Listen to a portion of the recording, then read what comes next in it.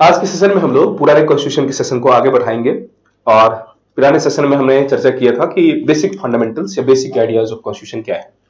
आज हम लोग उसी कड़ी को आगे बढ़ाते हुए चलेंगे प्रियम्बल में।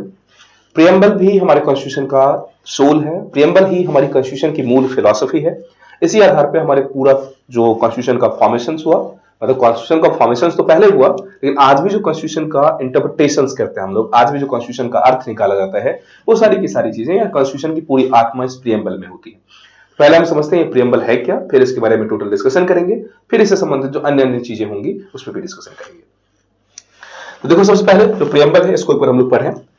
प्रियम्बल है हमारा we the people of India.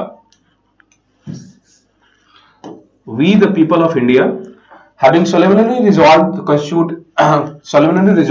constitute India into a sovereign, secular, socialist, democratic republic and to secure to all its citizens। इसका मतलब ये हुआ, यहां देखो, यहां टर्म्स है we the people of India. ये जो टर्म है we the people of India, ये हमारे संविधान, इस संविधान के प्रियम्बल का सबसे फर्स्ट, सबसे इंपॉर्टेंट पार्ट है। ये जो वी द पीपल है, इसका मतलब यह है कि हम भारत के लोग, अर्थात ये हमारी कॉन्स्टिट्यूशन का पूरा ओवरऑल जो पावर सेंटर्स की बात करते हैं वो पावर सेंटर्स है। पावर सेंटर्स का मतलब हम भारत के लोग, अर्थात हम लोग ही भारत में सुप्रीम है, अर्थात हम मतलब पॉपुलेशन जो पीपल्स हैं वो, इसकी बात की गई है। और ये संविधान की शक्ति का स्रोत है, power house of the centre. Having solemnly resolved to constitute India, India को बनाना है into a sovereign, socialist, secular, democratic republic। अब यहाँ इतने सारे टर्म्स हैं, इन सारे टर्म्स को अलग अलग एक्सप्लेन करेंगे। And to secure to all its citizen justice, justice मतलब किसका, social, economic and political. Liberty किसका, of thought, expression, belief, faith and worship. Equality किसका, of status and opportunity and to promote among them all। उसके बाद fraternity क्या, तो assuring the dignity of the individual and the unity and integrity of the nation in our constitution assembly in the 26th of the November 1949 to hereby adopt, erect and give to ourselves this constitution। मतलब ये हुआ कि हम भारत के लोग अपने आप को 1949 में इस बात को इनेक्ट करते हैं और ये संविधान अपने को दे रहे हैं। अर्थात ये हुआ कि हम संविधान का जो सबसे मेन सेंटर है वो कौन है, हम भारत के लोग। अब इसी में हम चर्चा करते हैं पूरा टर्मिनोलॉजी के साथ साथ ये क्या है। तो सबसे पहले देखो प्रियम्बल के बारे में, प्रियम्बल की उपयोगिता क्या है, प्रियम्बल है क्या। तो प्रियम्बल के बारे में कहा जाता है कि सोल ऑफ कॉन्स्टिट्यूशन है, हमारी जो संविधान है उसकी आत्मा है। ये पूरा का पूरा बेसिक फिलॉसफी ऑफ कॉन्स्टिट्यूशन है, इसमें पूरा का पूरा बेसिक फिलॉसफी है कि संविधान का उद्देश्य क्या है। संविधान का उद्देश्य क्या है, हम भारत के लोग इसको मजबूत बनाना। कैसे मजबूत बनाना, जस्टिस सिक्योर करना, लिबर्टी प्रोवाइड करना, इक्वलिटी देना, फ्रेटर्निटी देना, ये सारी चीजें आप इसको भी डिटेल करना है। इसी के आधार पर पूरे संविधान का फॉर्मेशन किया गया है। दरअसल ये जो प्रियम्बल है ये ऑब्जेक्टिव रिजोल्यूशन द्वारा, ऑब्जेक्टिव रिजोल्यूशन के परिप्रेक्ष्य में बनाया गया। दरअसल जब संविधान बनना शुरू हुआ तो संविधान कैसा हो, संविधान की प्रारूप फॉर्मेशन से चिट्ठास कैसी हो, इसके लिए कॉन्स्टिट्यूशन असेंबली में जवाहरलाल नेहरू ने एक ऑब्जेक्टिव रिजोल्यूशन लाया। ऑब्जेक्टिव रिजोल्यूशन का मतलब हमारा मुख्य उद्देश्य कैसा है, हमारा संविधान कैसा होना चाहिए, और उन्हीं रिजोल्यूशन को 1947 में एक्सेप्ट किया गया और फाइनली 1949 में उन्हीं रिजोल्यूशन के आधार पर, उसी को बेसिक फाउंडेशंस बनाते हुए पूरा का पूरा संविधान तैयार किया गया। जब संविधान तैयार हो गया तो उसी ऑब्जेक्टिव रिजोल्यूशन को समराइज रूप में, प्रॉपर फॉर्मेट रूप में, ऑब्जेक्टिव रिजोल्यूशन को ही प्रियम्बल के रूप में रिफॉर्म कर दिया गया। तो जब वो बदला गया, उसी से बदला, तो इसीलिए हमने कहा कि प्रियम्बल की फॉर्मेशंस कहां से हुई, तो प्रियम्बल का फॉर्मेशंस या प्रियम्बल जो बनाया गया वो ऑब्जेक्टिव रिजोल्यूशन या जो ऑब्जेक्टिव प्रस्ताव थे उस प्रस्ताव के संदर्भ में से बनाया गया है। क्या ये हमारे संविधान की आत्मा है, संविधान के इंटरप्रिटेशन में मदद करता है। और भी क्या है, ये नेहरू द्वारा लाया गया था, नेहरू द्वारा लाए गए ऑब्जेक्टिव रिजोल्यूशन के प्रस्ताव में आया। अब इसमें क्या क्या कंसर्न्स हो सकते हैं, अब यहां दो प्रश्न उठेंगे। सबसे पहले कि संविधान के जो ये टर्म लिखा गया है we the people of India, इसका क्या मतलब होगा, सोवरीन का क्या मतलब होगा, सेक्युलर का क्या मतलब होगा, इन सारे टर्म्स को समझते हैं। देखो, हमने कहा कि we the people of India का तो मतलब ही हो गया कि हम भारत के लोग। ये क्या है, पावर सेंटर या मतलब sources of power in India. Bharat क्या है, अपने ही लोगों द्वारा शासित है, अपने ही लोगों के प्रभुत्व में है, अर्थात हम बाहरी किसी भी प्रभाव से मुक्त हैं। भारत के संविधान का मुख्य जो ऐसा कहा जा सकता है जो शक्ति प्रदान करता है वो कौन है, हम सारे के सारे लोग। फिर उसके बाद बात करें यहां टर्म्स आता है कि सॉवरीन। अब ये जो सॉवरीन है, सॉवरीन का क्या मतलब होगा? सॉवरीन का मतलब होता है संप्रभु, और संप्रभु का क्या मतलब होंगे? संप्रभु का मतलब होगा free from any external threat और गाइडेंस। मतलब बाहरी किसी गाइडेंस या थ्रेट से हम पूरी तरह मुक्त हैं, बाहरी और अंदर कहीं भी। भारत जो देश है, तो देश के रूप में भारत की अपनी एक सर्वोच्चता है। भारत अपना निर्णय खुद लेगा कि हमें क्या करना है, हमें क्या नहीं करना है। हमें दुनिया के किसी भी देश से डरना नहीं है, कोई भी दुनिया का देश हमें प्रभावित नहीं कर सकता।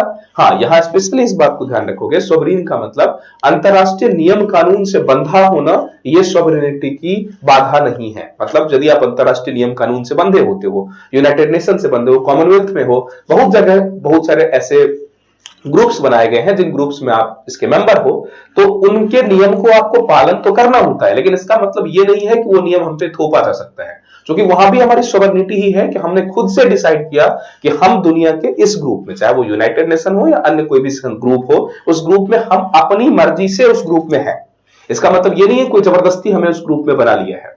Getting my point? इसका मतलब ये होगा सोवरेनिटी का मतलब, हम यदि किसी नियम को मानते भी हैं, चाहे वो विदेशी हो या देशी हो, तो वो इसलिए मानते हैं कि हमारी इच्छा है, हमारी विवशता नहीं है। सोवरेनिटी का मतलब ये हुआ। सोवरेनिटी का मतलब ये नहीं होता है कि अब दुनिया के किसी भी नियम को आप मानेंगे नहीं, उच्छृंखल होंगे, ये नहीं। हाँ, नियम मानने की स्वायत्ता हमारे अंदर है, दिस इज सोवरेनिटी। इसका मतलब यदि क्वेश्चन पूछे कि सोवरेनिटी का मतलब फिर तो हम अंतरराष्ट्रीय नियमों से बंधे ही होते हैं। हाँ, अंतरराष्ट्रीय नियमों से बंधे होते हैं, ये नॉर्मल प्रोसीजर्स है, और वो बंधना अंतरराष्ट्रीय नियम हम पे बाध्यकारी तभी तक हो सकता है जब खुद हम उससे बंधे हैं। आज यदि भारत चाहे तो दुनिया के हर देश से संबंध तोड़ सकता है। हाँ, ये अलग बात है उसके कॉन्सिक्वेंसेस क्या होंगे, इंटरनली क्या होंगे, उसके लिए जिम्मेदार भी हम होंगे, लेकिन कोई देश या कोई भी शासन व्यवस्था या कोई भी जो संप्रभु शक्ति है, अन्य संप्रभु शक्ति, वो हमारे संप्रभुता को मिनिमाइज नहीं कर सकता। ये हो गया सोवरेन। सोवरेन के बाद दूसरा कंसर्न है सोशलिस्ट। अब ये जो टर्म है सोशलिस्ट का क्या मतलब होगा? सोशलिस्ट का मतलब होता है सामाजिक। अब देखो, सोशलिस्ट का मतलब, सोशलिस्ट एक ऐसा टर्म है जिसका मतलब ये, एक दो कंसर्न्स होते हैं, दो शब्द होते हैं, समझ लो। एक होता है कैपिटलिस्ट, एक होता है कम्युनिस्ट, और दोनों को मिलाते हैं तो होता है सोशलिस्ट।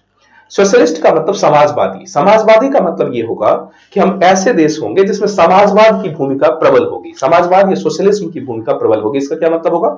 जैसे एक होता है कैपिटलिज्म। कैपिटलिज्म में पूंजीवाद होता है, केवल पूंजी की वैल्यू होती है। पूंजी का मतलब आप जिसके पास संपत्ति है, चाहे संपत्ति किसी भी फॉर्मेट में हो, चाहे आपकी आर्थिक हो या शारीरिक हो या सामाजिक हो, सांस्कृतिक हो, आप अपने पूंजी का इस्तेमाल करते हुए अपनी पूंजी का यूज करने में पूरी तरह फ्री हो। मतलब आप अपनी संपत्ति से जो चाहे वो करना कर सकते हो। एक होता है कम्युनिस्ट। कम्युनिस्ट में होता क्या है कि पूरे देश की प्रॉपर्टी किसी व्यक्ति की नहीं होती, वो पूरे सरकार की होती है। दोनों ही विचारधारा की अलग अलग विचारधारा है, दोनों का कॉम्बिनेशन होता है सोशलिस्ट। जब हम लोग आगे चलेंगे, इस विचारधाराओं की चर्चा करवाएंगे, वहां स्पेशली डिटेल करनी है। अभी आप ये समझो कि कैपिटलिस्ट और कम्युनिस्ट का मिला हुआ विचारधारा सोशलिस्ट होता है, जैसे भारत में है।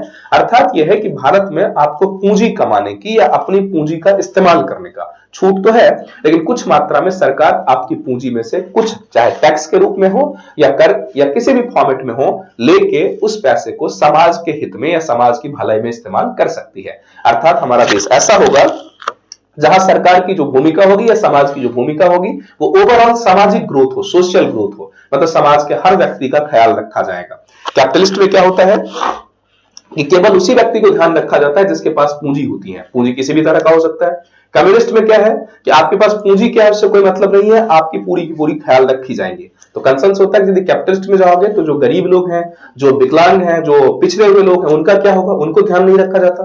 और कम्युनिस्ट में समस्या यह है कि हर व्यक्ति को जब बराबर ही सुविधा दी जाएगी, बराबर ही छूट दी जाएगी, beyond their determination, beyond their capabilities, तो फिर क्या होगा, वो देश अंततः नष्ट हो जाएगा। इसलिए नष्ट हो जाएगा क्योंकि दोनों ही कंसर्न्स में ये कहा जाता है कि जो संपत्ति है या जो कुछ भी है वो व्यक्तिगत नहीं हो सकते। तो व्यक्तिगत संपत्ति नहीं होगी तो कंपटीशन की भावना खत्म हो जाएंगी। कोई व्यक्ति 4 घंटा काम करे, कोई व्यक्ति 10 घंटा काम करे, कोई व्यक्ति कहे हम काम ही नहीं करेंगे, जो कि आवश्यकताएं तो सबकी पूरी हो ही जाएंगी। तो फिर क्या होगा? तो ऐसी स्थिति में भारत ने कैपिटलिस्ट और कम्युनिस्ट दोनों का कॉम्बिनेशन बनाया और वो होता है सोशलिस्ट। सोशलिस्ट का मतलब होगा जिसमें समाजवाद, समाज के हर अंगों को स्पेशली एम्फसाइज किया जाएगा ताकि समाज पूरी तरह ग्रोथ करे, अपने प्रोग्रेशन को प्राप्त कर सके। तो ये हो गया सोशलिस्ट। उसके बाद एक टर्म आता है सेक्युलर। अब ये सेक्युलर क्या होता है? जो सेक्युलर शब्द है, सेक्युलर का मतलब होता है पंथ निरपेक्ष। पंथ निरपेक्ष का क्या मतलब? यहां देखो दो टर्म होता है सेक्युलर का, जब हिंदी करेंगे तो दो टर्म, एक होता है धर्म निरपेक्ष, एक होता है पंथ निरपेक्ष। सामान्य अर्थों में सेक्युलर का मतलब हम धर्मनिरपेक्ष लेते हैं, लेकिन धर्मनिरपेक्ष नहीं होता, ये पंथ निरपेक्ष होता है। पंथ और धर्म के बीच की डेफिनेशन हम थोड़ा और डिटेल करेंगे कभी अगले सेशन में। अभी बेसिक से 2 मिनट के लेक्चर में से समझते हैं, फिर आगे बढ़ते हैं। धर्म का मतलब ये होता है जिसमें हर व्यक्ति को हर एक तरह से जैसे जिसकी इच्छा है उसको उसी तरीके से जीने दिया जाए, ये धर्म है। जैसे हिंदुइज्म में क्या है कि एक व्यक्ति है, आप पूजा करो, आप पूजा ना करो, मूर्ति पूजा करो, मूर्ति पूजा नहीं करो, ईश्वर को मानो, आस्तिक हो, नास्तिक हो, सब कुछ अलाउ है, ये होता है धर्म। पंथ में क्या होता है कि एक पर्टिकुलर किताब या एक पर्टिकुलर विचारधारा या एक पर्टिकुलर गुरु को ही मानी जाती है। जैसे मान लो दुनिया में अन्य जितने भी धर्म की बात करते हैं, चाहे इस्लाम हो, ईसाई हो, जो कुछ भी है, हम इनकी बात करें तो इन्हें पंथ कहा जाता है। पंथ क्यों कहा जाता है कि इन पंथों में एक खास किताब है, एक खास पैगंबर होते हैं या एक खास गुरु होते हैं, जिनकी बातों को ही मानना है, तब यह उस पंथ के व्यक्ति होंगे, अन्यथा नहीं होंगे। जैसे एक व्यक्ति को यदि कुरान में विश्वास ना हो तो व्यक्ति मुसलमान नहीं हो सकता। एक व्यक्ति जिसको हजरत मोहम्मद में विश्वास ना हो वो मुसलमान नहीं हो सकता। एक व्यक्ति जिसको ईसा मसीह में विश्वास नहीं हो, बाइबल में विश्वास नहीं हो, वो व्यक्ति ईसाई नहीं हो सकता। लेकिन हिंदुइज्म में यह है कि एक व्यक्ति नास्तिक भी है, ईश्वर को नहीं मानता, तब भी वो हिंदू होगा। एक व्यक्ति वेद को मानता है तब भी हिंदू होगा, वेद को नहीं मानता तब भी हिंदू होंगे। रामा को मानता है तब भी हिंदू होगा, कृष्ण को मानता है तब भी होगा, नहीं भी होंगे तब भी कोई मतलब नहीं होंगे। तो कंसर्न ये है कि भारत की जब बात करते हैं तो भारत में सेक्युलरिज्म की बात की गई, और सेक्युलरिज्म का मतलब यहां पंथ निरपेक्ष। पंथ निरपेक्ष का मतलब होगा कि भारत किसी भी पंथ से, पंथ का मतलब जो एक खास विचारधारा हो, चाहे वो धार्मिक हो या सांस्कृतिक हो या कुछ भी हो, उससे मतलब नहीं रखना। मतलब नहीं रखने का मतलब हम उसको प्रश्रय नहीं देंगे दूसरे की कीमत पे। अब यहां सेक्युलर का मतलब 2 टर्म आएंगे, एक होता है पॉजिटिव सेक्युलर, एक होता है नेगेटिव सेक्युलर। भारत की यदि बात करें तो भारत पॉजिटिव सेक्युलर है। अब इसको भी अंतर समझ लो। जैसे जैसे फ्रांस क्या है, फ्रांस है नेगेटिव सेक्युलर। अब दोनों में डिफरेंस क्या है इसका मतलब समझो। हमने कहा कि सामान्य अर्थों में धर्म और पंथ तो अलग होता है, सामान्य अर्थों में तो अलग होता ही है, लेकिन नॉर्मली हम बात करें तो एक मान लेते हैं। जैसे मान लो हिंदू मुस्लिम एक्सेट्रा धर्म को धर्म ही मान लें तो फिर बात करें क्या होगा। कायरता जो धर्म है, तो भारत सरकार का एक आदर्श स्थिति यह है कि भारत सरकार किसी भी धर्म को पक्ष में काम नहीं करेगी। ऐसा नहीं कि हिंदू के पक्ष में या मुसलमानों के पक्ष में या ईसाइयों के पक्ष में। भारत सरकार के लिए सारे धर्म बराबर हैं। इस कंसर्न में सरकार हर धर्म को फैसिलिटेट करेगी कि वो फले फूले आगे बढ़े। इसीलिए जहां हिंदुइज्म को रक्षा के लिए या हिंदुइज्म के किसी फंक्शन के लिए जरूरत होगी तो सरकार वहां भी व्यवस्था करवाएगी। मुसलमानों के लिए कोई व्यवस्थाएं करवानी होगी तो सरकार वहां भी कराएगी, ईसाइयों के लिए करवानी होगी तो वहां भी करवाएगी। अर्थात यह होगा कि भारत हर धर्म से समान भाव रखेगा, किसी के प्रति विद्वेष और किसी के प्रति दोस्ती या किसी के प्रति प्रेम या किसी के प्रति घृणा ये नहीं रखना होगा। इसको कहते हैं पॉजिटिव सेक्युलरिज्म। फ्रांस में क्या है, नेगेटिव सेक्युलरिज्म, मतलब वहां सरकार को किसी भी धार्मिक चीजों से मतलब है ही नहीं, सरकार किसी की भी मदद नहीं करेगी। तो पॉजिटिव और नेगेटिव सेक्युलरिज्म का अंतर समझ में आ गया। भारत सरकार में धर्म को नेगेटिव नहीं लिया गया, पॉजिटिव लिया गया। अंतर यह है कि सारे धर्मों को हम एक साथ मानते हैं। हम ये कहते हैं कि सारे धर्मों की एग्जिस्टेंस होनी चाहिए, सबके बेहतरी के लिए सरकार जो कुछ भी करना चाहे वो कर सकती है। क्लियर हुआ?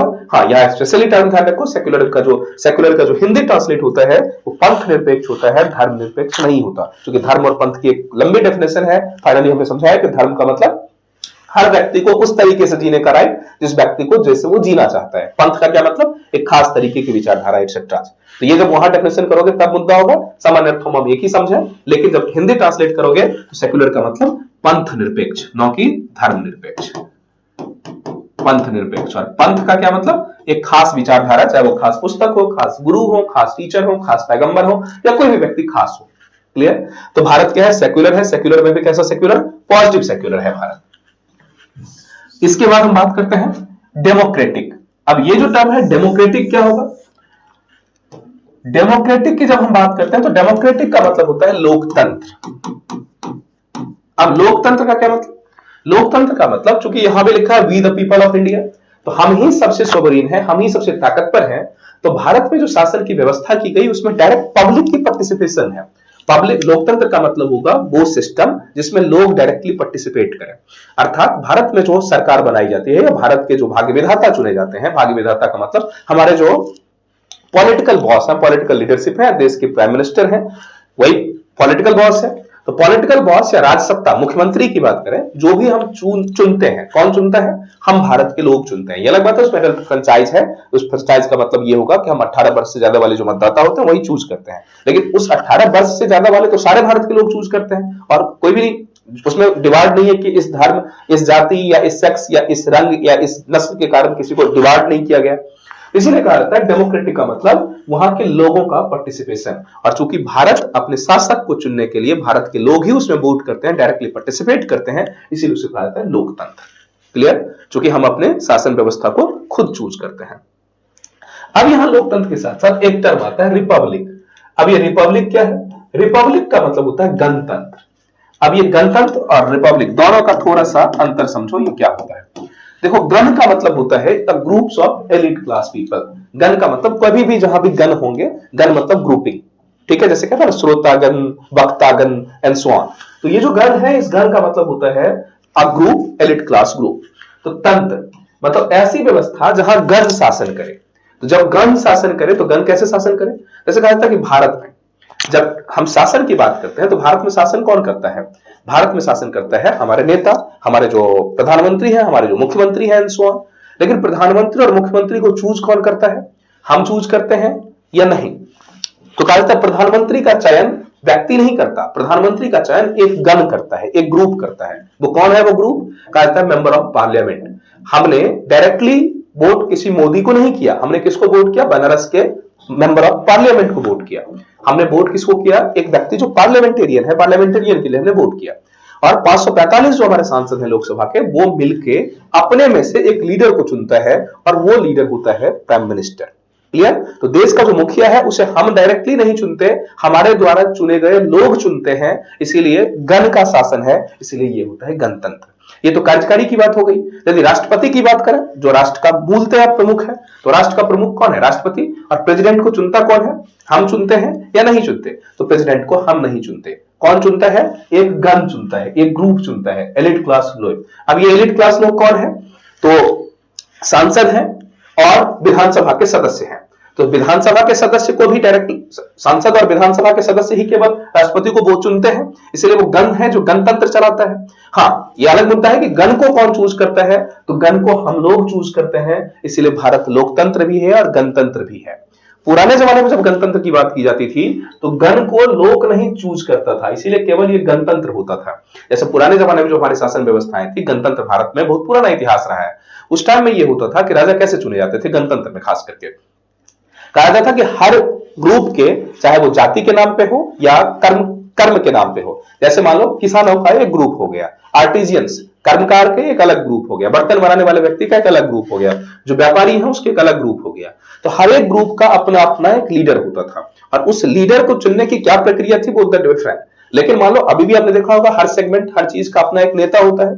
तो कहा जाता था उस टाइम में इन सारे नेताओं की बैठक होती थी और इन नेताओं में से किसी एक को चयन कर लिया जाता था, चूज कर लिया जाता था कि तत्काल रूप से ये कुछ पर्टिकुलर समय के लिए इस पूरे गणतंत्र का या पूरे गणराज्य का मालिक होगा। मालिक इन द सेंस इस पूरे गणराज्य को चलाने की जो जिम्मेदारी होगी इन्हीं गणों में से किसी एक को दे दी जाती थी, इसीलिए उसे गणतंत्र कहा जाता था। हाँ, गणतंत्र लोकतंत्र नहीं था। क्यों?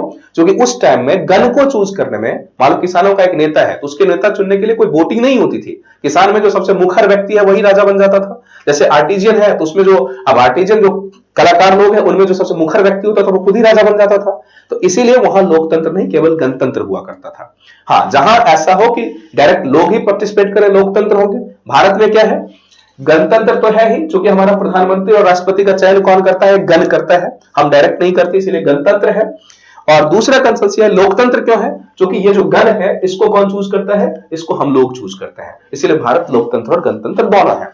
कई जगह आपको यह भी देखने को मिलेगा गणतंत्र का मतलब यह होगा कि राष्ट्र प्रमुख चयनित होते हैं, वो जन्मजात नहीं होते हैं। तो ये भी एक प्रश्न है कि ठीक है, गणतंत्र राष्ट्र प्रमुख कौन होंगे? राष्ट्र प्रमुख चयनित नहीं, चयनित ही होते हैं। और चयन कौन करता है? ये गण करता है, वो जन्मजात नहीं होता।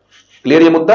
बेसिक सा जो डिफरेंस है, जहां गण का शासन हो, एक ग्रुप ऑफ पीपल्स का शासन हो, उसको कहते हैं गणतंत्र। जहां डायरेक्ट लोगों की शासन हो उसको कहते हैं लोकतंत्र। तो भारत में डेमोक्रेसी एंड रिपब्लिक दोनों एक साथ है। हाँ, अब इसकी भी चर्चा करेंगे। डेमोक्रेसी में भी या लोकतंत्र में भी होता है डायरेक्ट डेमोक्रेसी, इनडायरेक्ट डेमोक्रेसी। जैसे स्विट्जरलैंड वगैरह में क्या है? डायरेक्ट डेमोक्रेसी है, वहां डायरेक्ट रेफरेंडम होती है। मान लो सरकार के पास इतने पैसे हैं, लिमिटेशंस, तो वहां पूछे जाते हैं कि आपके पास, आपको रोड बनवाने हैं या अस्पताल बनवाने हैं। लोग रेफरेंडम करते हैं, रेफरेंडम वोटिंग हो गई और वही वोटिंग के बाद डिसाइड हो जाता है कभी हॉस्पिटल बनना चाहिए, अभी रोड बनना चाहिए। कुछ दिन पहले दिल्ली में यही बात आम आदमी पार्टी भी इस बात को लागू करने की कोशिश कर रही थी। हर मुद्दे पे हम लोगों से रेफरेंडम ले लेंगे, लोगों से पूछेंगे कि आपको क्या चाहिए, बिजली बिल फ्री होना चाहिए या नहीं होना चाहिए। उन्होंने एक रेफरेंडम लिया, फाइनली कहा कि कुछ लोगों ने कहा कि बिजली बिल फ्री नहीं होनी चाहिए, इसीलिए जिनको फ्री चाहिए उन्हें बिजली फ्री देंगे, बाद में जिन लोगों को नहीं चाहिए, जो लोग स्वेच्छा से छोड़ सकते हैं, उन्हें छोड़ दिया गया। ये एक अलग कंसर्न है, बाद में कितना लागू हुआ नहीं हुआ एक डिबेट का मुद्दा हो सकता है। अभी आप ये समझो कि डायरेक्ट डेमोक्रेसी एक टर्म होता है जहां डायरेक्ट लोगों से डायरेक्ट लोग पार्टिसिपेट करते हैं। इनडायरेक्ट डेमोक्रेसी का मतलब डायरेक्ट लोगों से पूछा नहीं जाता, एक बार लोगों ने चूज कर दिया, अब वो गण ही परमानेंट शासन करेगा। जैसे अभी हमारे देश में क्या है, आपने विधायक और सांसद को चूज कर दिया, तो विधायक और सांसद दोबारा आपसे पूछने के लिए नहीं आएगा कि ये काम होना चाहिए या नहीं होना चाहिए, वो अब 5 साल के बाद केवल चुनाव में ही आएगा। क्लियर हुआ? तो इस अर्थ में डायरेक्ट डेमोक्रेसी। भारत में डायरेक्ट डेमोक्रेसी क्यों नहीं है, होनी चाहिए या नहीं होनी चाहिए, ये सारी बातें जब हम लोग आएंगे आगे के चैप्टर्स में आएंगे तो उसमें डिटेल डिस्कशन कर पाएंगे, इसके पक्ष क्या है विपक्ष क्या है। अभी हम लोग प्रीएम्बल्स को कवर करते हुए आगे बढ़ते हैं। तो भारत क्या है, डेमोक्रेटिक एंड रिपब्लिक है। अब इसमें क्या है, and to secure to all its citizen, इतना तो देश की एक प्रमुख भूमिका हो गई। अब क्वेश्चन कह रहा है कि इसमें क्या क्या करना है।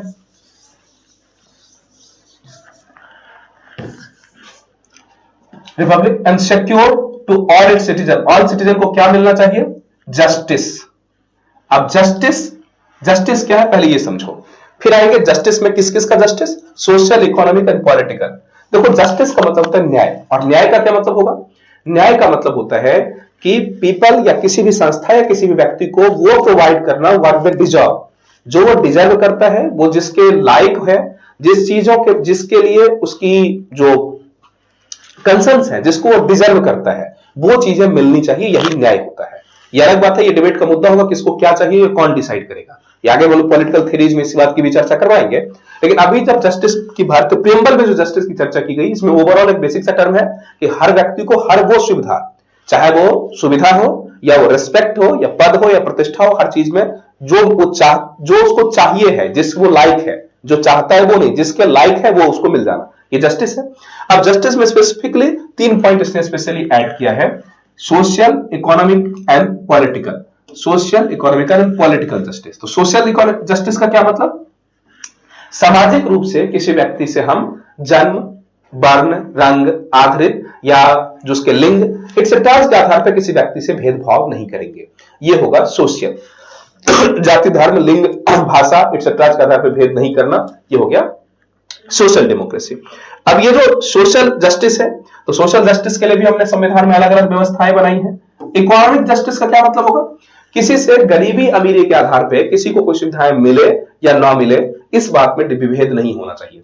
मतलब भारत में जो सुविधाएं हैं, जो अवसर है या जो कुछ भी है, उसमें इकोनॉमिक बाधा नहीं होनी चाहिए। हर व्यक्ति को वो अवसर की स्वतंत्रता मिले, हर व्यक्ति को अपनी जहां वो चाहता है, जहां वो पहुंचने की इच्छा रखता है, जहां पहुंचने की उसमें काबिलियत है, वहां तक को पहुंचे, अर्थात गरीबी अमीरी का भेदभाव खत्म हो, इसको इकोनॉमिक। और तीसरा पार्ट है पॉलिटिकल। पॉलिटिकल का मतलब ये होगा कि जो राजनीतिक सत्ता है, इसमें भी वोट देने का राइट, अर्थात पॉलिटिक्स में पार्टिसिपेट करने का राइट हर व्यक्ति को हो, इसमें भी जाति, धर्म आदि के नाम पे भेदभाव ना हो, ये पॉलिटिकल सत्ता है।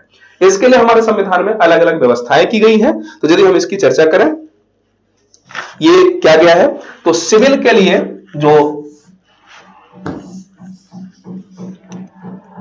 ये जो हमारा सोशल इक्विटी है, इसके लिए फंडामेंटल राइट में आर्टिकल 14 से 18 तक व्यवस्था की गई है। जो सोशल जस्टिस है, इसके लिए 14 से 18 तक, जहां जाति, धर्म, रंग, मूल, वंश एक्सेट्रा के आधार पर विभेद ना किया जाए, इसकी चर्चा की। जब हम फंडामेंटल राइट्स पढ़ेंगे तो उसमें आर्टिकल 14 से 18 भी पढ़ेंगे। तो सोशल जस्टिस की व्यवस्था कहां की गई है, फंडामेंटल राइट में, उसमें भी कहां स्पेशली, तो आर्टिकल 14 से 18 में व्यवस्था की गई है। क्या है ये, जाति, धर्म, रंग, मूल एक्सेट्रा के आधार पर किसी से भेदभाव नहीं करेंगे। इसके बाद इकोनॉमिक, इसकी व्यवस्था कहां की गई है, इकोनॉमिक जस्टिस के लिए कहां लिखा गया, तो कहा जाता है इकोनॉमिक जस्टिस के लिए डीपीएसपी, डायरेक्टिव प्रिंसिपल है हमारे, डायरेक्टिव प्रिंसिपल्स के आर्टिकल 39 में स्पेशली लिखा गया है। डीपीएसपी के आर्टिकल 39 में लिखा गया है।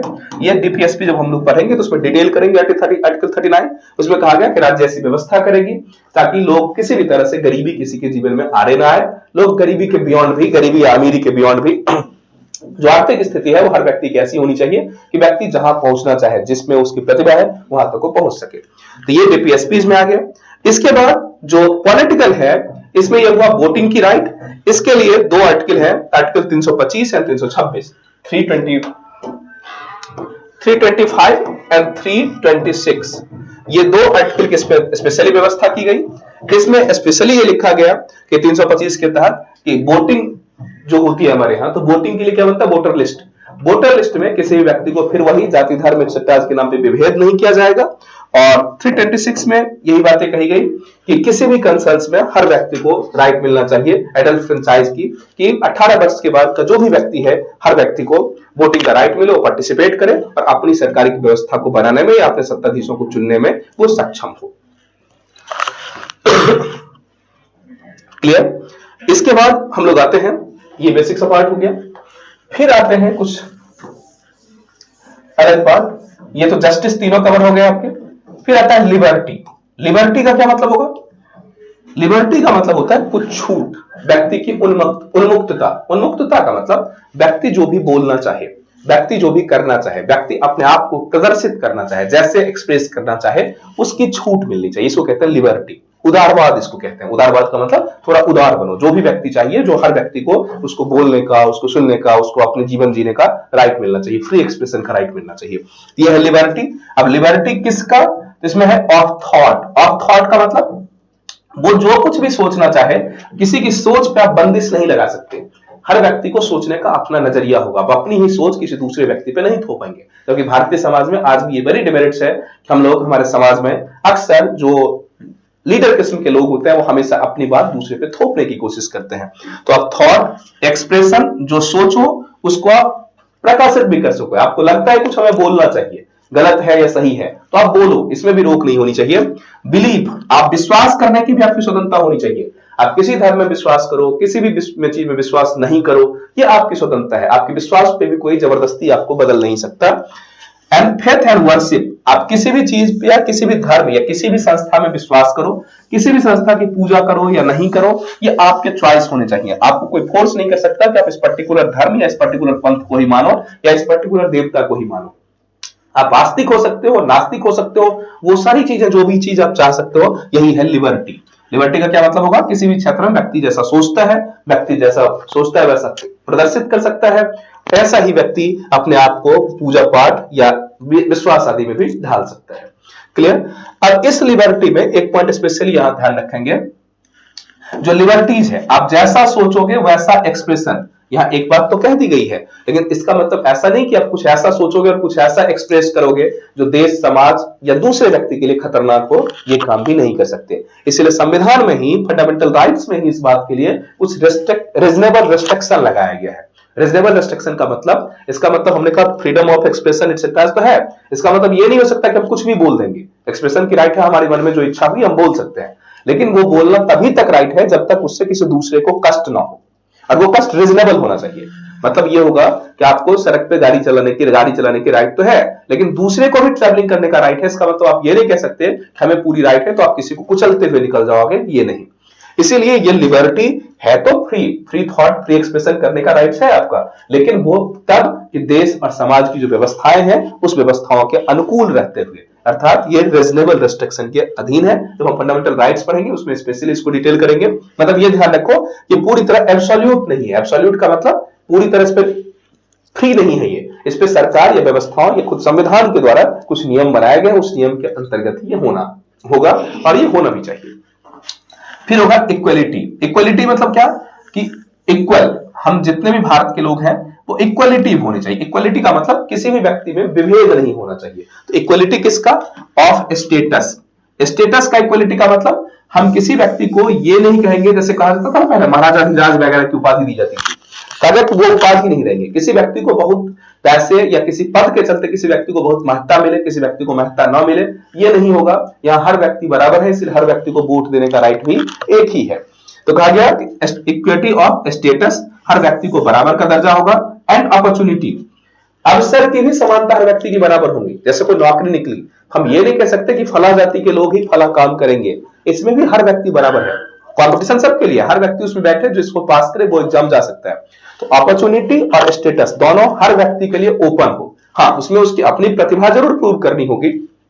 जैसे मान लो आईएएस का एग्जाम देना है, तो इसमें हम ये नहीं कह सकते कि हर व्यक्ति को आईएएस बना देंगे, उसकी प्रतिभा तो व्यक्ति को प्रूव करना ही होगा, लेकिन हम किसी को इसलिए नहीं डिवार कर देंगे कि पर्टिकुलर इस जाति से है, इस धर्म से है, इस इलाके से है या इस भाषा का है। तो हमने कहा कि स्टेटस और अपॉर्चुनिटी हर व्यक्ति को इक्वल देंगे, उसमें भी केवल कंपटीशन या उसमें पार्टिसिपेशन की अपॉर्चुनिटी। रेफरेंस जो करेंगे किसी व्यक्ति को, जो हम स्टेटस देंगे वो तो उसकी प्रतिभा के हिसाब से ही होगी, लेकिन इसमें किसी जाति धर्म नाम आदि के आधार पर उसे पार्टिसिपेशन से नहीं रोक सकते। क्लियर? जैसे पहले के जमाने में क्या होता था, पहले के जमाने में इसमें जाति धर्म लिंग एक्सेट्रा भी आधारित होता था। पहले के जमाने में आप कुछ पर्टिकुलर काम है कि पर्टिकुलर एरिया के हैं, पर्टिकुलर जाति के हैं, पर्टिकुलर धर्म के हैं, तभी आप कर सकते हैं। आज वो मुद्दा खत्म हो गया।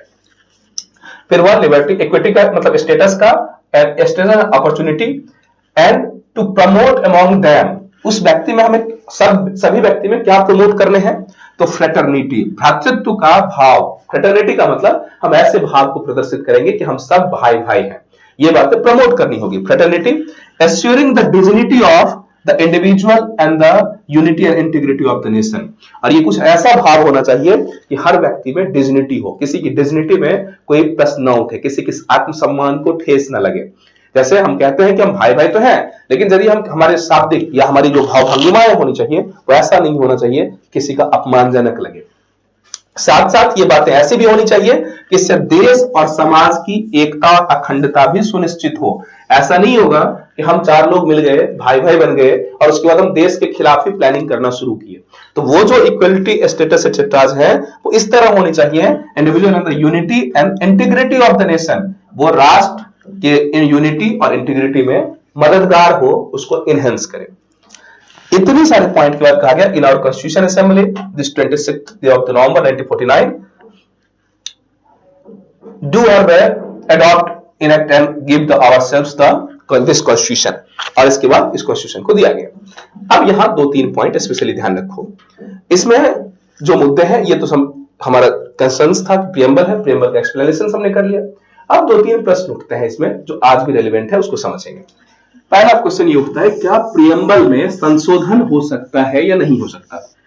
पहला क्वेश्चन, क्या प्रियम्बल में अमेंडमेंट हो सकता है या नहीं हो सकता?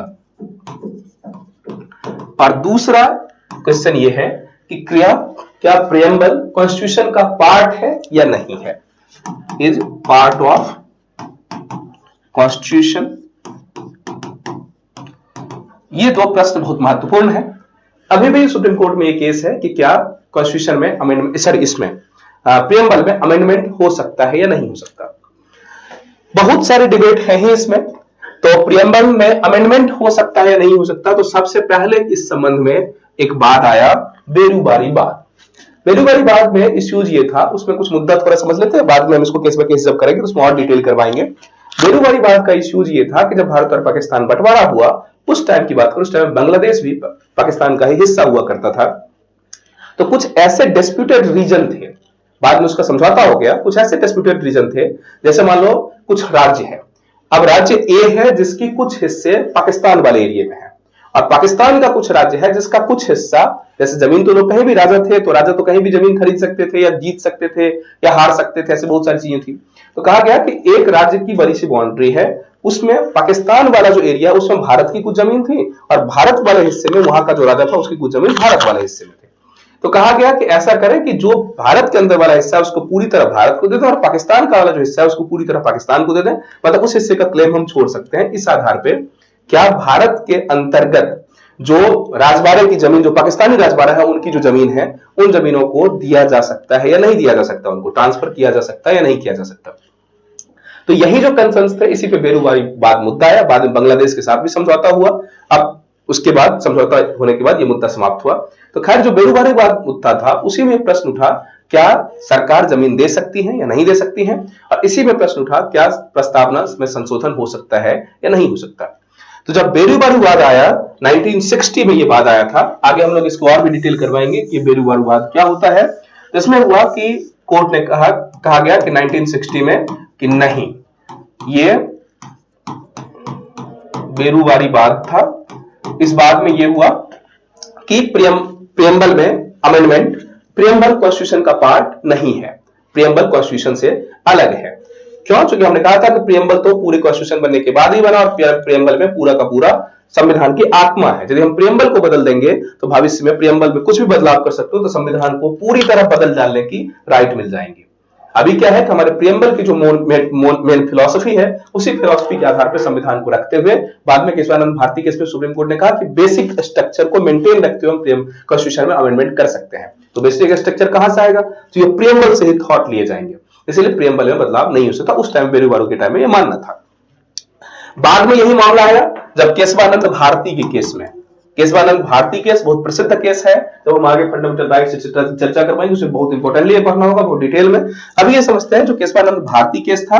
केशवानंद भारती केस 73 में आया, 1973, और इसमें कह दिया गया कि जो प्रस्तावना है, प्रियम्बल है, वो कॉन्स्टिट्यूशन का भाग है। अब जब कॉन्स्टिट्यूशन का भाग है तो कॉन्स्टिट्यूशन में बदलाव की भी राइट्स है। आर्टिकल 368 में ये लिखा गया है कॉन्स्टिट्यूशन में बदलाव हो सकता है, इस अर्थ में प्रियम्बल में बदलाव हो सकता है। मतलब यदि प्रियम्बल का भाग नहीं है तभी बदलाव नहीं हो सकता। तो मेरे बारे में कहा गया कि प्रियम्बल का भाग नहीं है, केशवानंद भारती में कहा गया कि यस ये भाग है, और भाग है इसका मतलब अमेंडेबल हो सकता है। लेकिन इसमें एक लिमिट बना दी गई कि अमेंडेबल तो हो सकता है, लेकिन यहां बेसिक स्ट्रक्चर का सिद्धांत दिया गया कि संविधान में बदला तो जा सकता है, लेकिन कुछ जो बेसिक स्ट्रक्चर है, मूल अवधारणा है भारतीय संविधान की, उसको बदला नहीं जा सकता। आज तक ये बड़ा विवाद का मुद्दा बना रहा, क्योंकि इससे दो कंसर्न्स निकले। इसका मतलब ये हुआ कि संविधान में पूरी तरह बदलाव किया नहीं जा सकता, और दूसरा क्या है, कुछ सीमा के अधीन रहते हुए संविधान में बदलाव किया जा सकता है। लेकिन कोर्ट ने बेसिक स्ट्रक्चर है क्या, इसे आज तक डिफाइन नहीं किया। ये अलग अलग है, कुछ कुछ प्रसंगों में, कुछ कुछ केसों में कुछ मुद्दे डिसाइड हुए कि बेसिक स्ट्रक्चर का हिस्सा है, लेकिन आज भी पूरी तरह बेसिक स्ट्रक्चर डिफाइन नहीं है।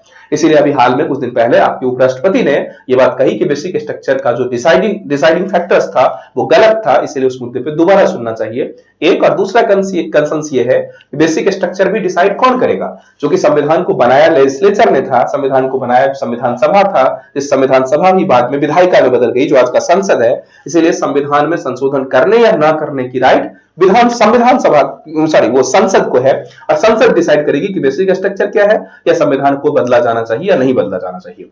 अभी क्या है, ये बातें सुप्रीम कोर्ट डिसाइड करती है कि संविधान के आवश्यक ढांचा को पालन किया गया या नहीं किया गया। तो इसीलिए विधायिका और न्यायपालिका के बीच में टसल है। जब राष्ट्रपति उपराष्ट्रपति धनखड़ ने ये बातें कही तब भी बहुत विवाद हुआ, लेकिन खैर एक अलग डिबेट का मुद्दा है, आगे के सेशन में उसको भी हम डिस्कस करेंगे। अब भी जो वर्तमान स्थिति है उसमें यह है, केशवानंद भारती केस में कहा गया कि बेसिक स्ट्रक्चर का थ्योरी यद्यपि ये डिफाइन नहीं है, लेकिन तो डिफाइन नहीं है तो फिर कौन डिसाइड करेगा? सुप्रीम कोर्ट को जैसा लगेगा। अर्थात यह है कि उस बेसिक स्ट्रक्चर के अंतर्गत रहते हुए संविधान में और प्रियम्बल में संशोधन कर सकते हैं। और इसी आधार पे 42nd अमेंडमेंट में कॉन्स्टिट्यूशन में अभी तक एक बार संशोधन किया भी गया है। कब किया गया है? 42nd अमेंडमेंट में। और उसी में 42nd अमेंडमेंट में ही उसमें 3 शब्द जोड़ दिए गए थे। 14 अमेंडमेंट कब हुआ? 1976, स्पेशली चाहो आप डेट याद कर लो। 14th अमेंडमेंट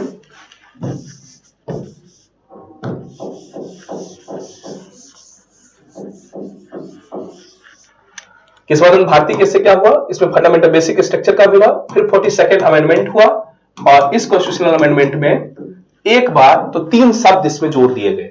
वो क्या जोड़ा गया? Socialist, secular and integrity. Socialist, secular and integrity, ये जो 3 शब्द हैं इसको 1976 में जोड़ दिया गया इंदिरा गांधी के टाइम। इसलिए आज भी कई लोग इस बात के खिलाफ हैं। कुछ लोग कहते हैं कि इन तीनों शब्दों को दोबारा रिमूव कर दिया जाए, कुछ लोग कहते हैं कि नहीं, रिमूव नहीं किया जाना चाहिए। इसलिए अभी भी कुछ दिन पहले सुप्रीम कोर्ट में केस किया गया कि क्या अमेंडेबल है या नहीं है। खैर इस सब का फैसला होने वाला है, और जब भी होगा हम लोग फंडामेंटल राइट्स पढ़ेंगे, डिटेल पढ़ेंगे, कॉन्स्टिट्यूशन का अमेंडमेंट पढ़ेंगे, उसमें और भी मुद्दों को डिस्कशन करेंगे। इसके बाद इसी बात को LIC of India versus LIC of India का केस था। LIC ऑफ इंडिया के केस में भी यह कहा गया कि हाँ, प्रियम्बल कॉन्स्टिट्यूशन का पार्ट है, बदलाव किया जा सकता है, लेकिन बेसिक स्ट्रक्चर को मेंटेन करते हुए। तो यही बातें कहां कह दी गई? केशवानंद भारती में जो बातें कही गई वही LIC ऑफ इंडिया केस में भी कहा गया। अर्थात ये दोनों अर्थ में अभी LIC ऑफ इंडिया, इस केस में भी कहा गया कि कॉन्स्टिट्यूशन का पार्ट है प्रियम्बल, मतलब प्रियम्बल कॉन्स्टिट्यूशन का पार्ट है। क्लियर? इसका मतलब अमेंडेबल है या नहीं है, अमेंडेबल भी हो गया, क्योंकि पार्ट है तो अमेंडेबल है, पार्ट नहीं होता तो अमेंडेबल नहीं होगा। 42nd अमेंडमेंट में से अमेंड किया गया और 3 शब्द जोड़ दिए गए, सोशलिस्ट, सेक्युलर एंड डेमोक्रेटिक। तो बेसिक सा ये लगभग हमारा चीजें क्लियर हो गई, प्रियम्बल आपका कवर हो गया। इसी प्रियम्बल के बाद अब हम लोग आएंगे जब नेक्स्ट सेशन में, तो आगे चर्चा करवाएंगे कि अलग अलग फॉर्मेट्स क्या होते हैं हमारे शासन व्यवस्था की, भारतीय शासन व्यवस्था में क्या किया गया है। फिर जो अलग अलग 25 पार्ट्स हैं उस पार्ट्स को भी देखेंगे, सेक्शन बाय सेक्शन उन चीजों को डील करते हुए आगे बढ़ेंगे। Thank you, thanks for today.